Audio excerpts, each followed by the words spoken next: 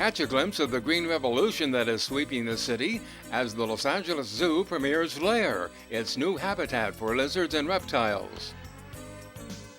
And celebrate the merry macabre of artist and poet Edward Gorey as we pay a visit to the Edwardian Ball on this edition of Out and About.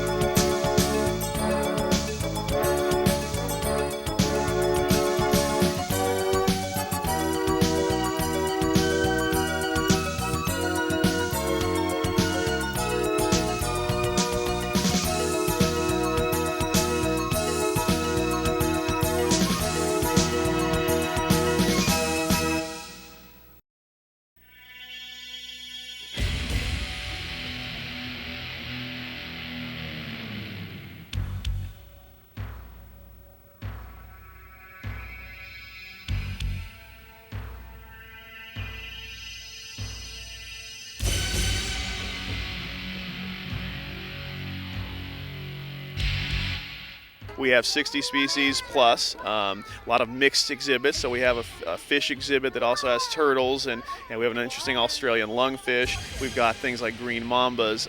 We have representatives from all 4 Southwest deserts. The list goes on and on, really. And it's not just a reptile house, it's an invertebrate and amphibian house.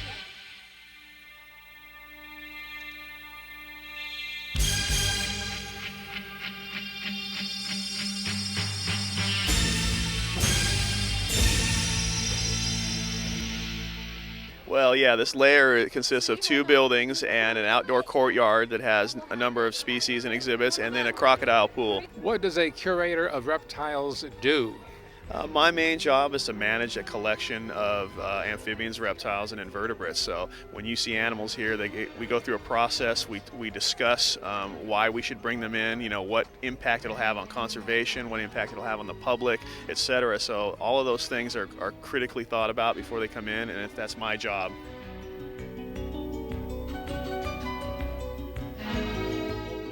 Opening day festivities bring together a who's who of dignitaries, both from the zoo and from the city of Los Angeles. Special thanks to everybody who put their trust in us to continue the improvements and betterment of the Los Angeles Zoo.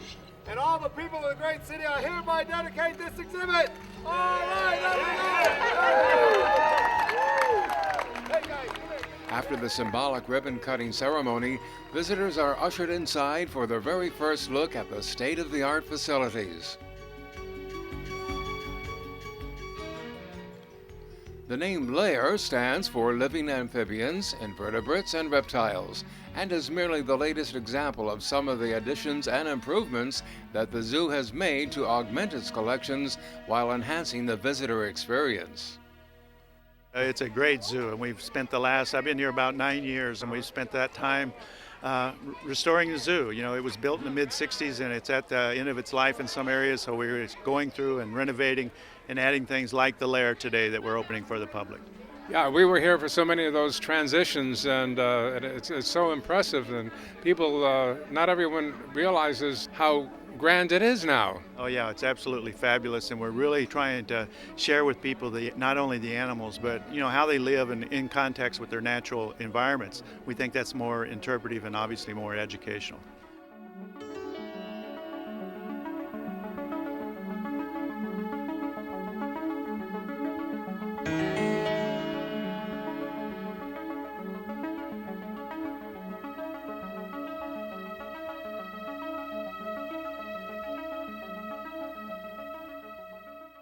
The designers of the new facility have made it kid-friendly with a series of larger-than-life sculptures for the little ones to play upon. The Wall of Benefactors mimics the classic scale pattern of many snake species, and even the door handles are modeled upon serpent or lizard-themed designs.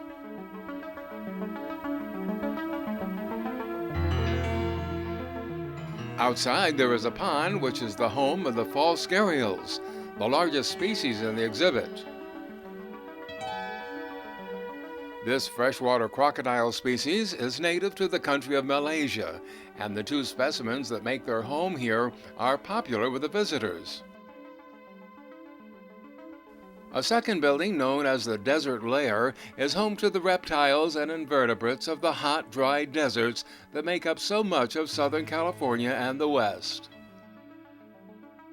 The collections encompassing the 2 new buildings represent a rich variety of species, both from the United States and from abroad.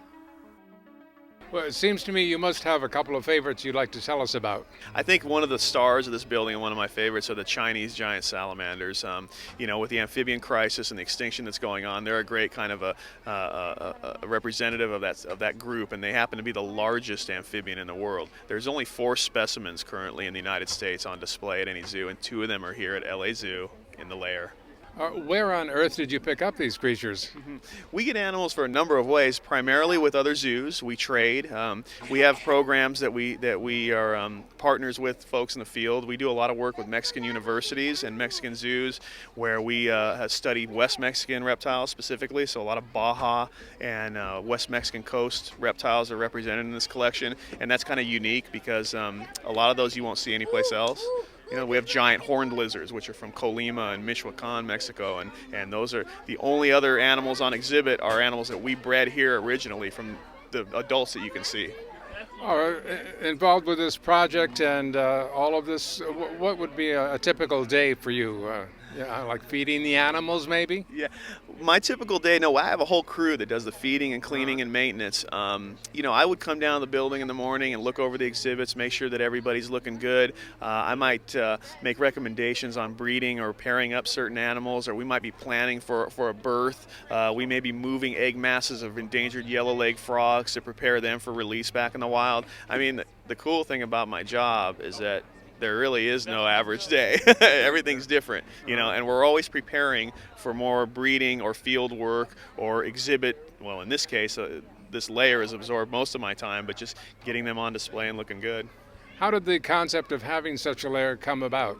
Well, we have a rich history at the zoo with reptiles and amphibians, as people expect to see snakes at LA Zoo. Yeah. And, we had to demolish the old reptile house. It was really getting old and needed to be replaced.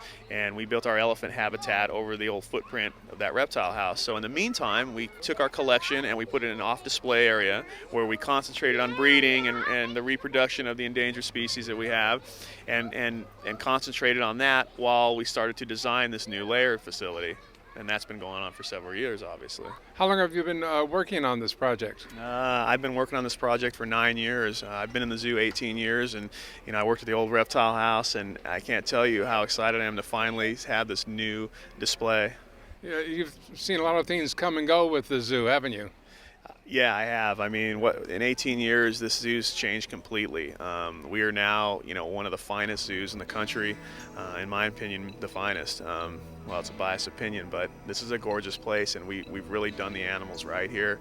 I think it's exciting that somebody can come to the zoo and see species such as a green mamba or a bushmaster or a Mangshan viper that you would never ever see otherwise, and you can get nose to nose with it safely and look at it. And that's 1.5 million people, kids that can do that every year.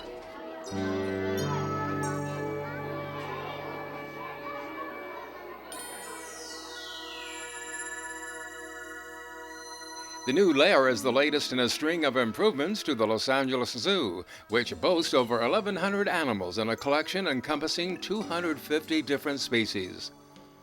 And with over 1.5 million visitors per year, the zoo is dedicated to providing its patrons with an exciting and informative zoo-going experience. Well, this is one of the best jobs I can imagine. I mean, even as the zoo director, on a day I get tired of writing memos, I can go out and talk to visitors. I can go out and watch the animals, and interact with the staff. It's just a great business, and I think it's a great service, to the public.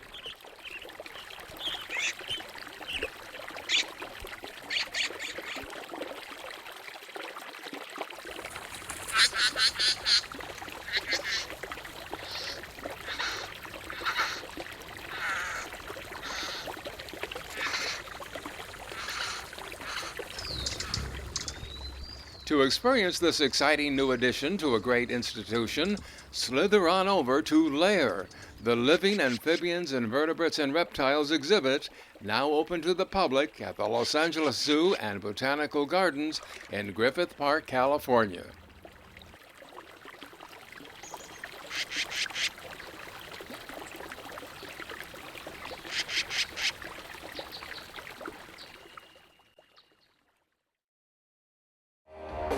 When we return, we'll pay tribute to the mischievously macabre works of Edward Gorey with an evening of playful debauchery. Stay with us as the annual Edwardian Ball resurrects Gorey's nightmarish palette into an indelible portrait of despair when Out and About continues.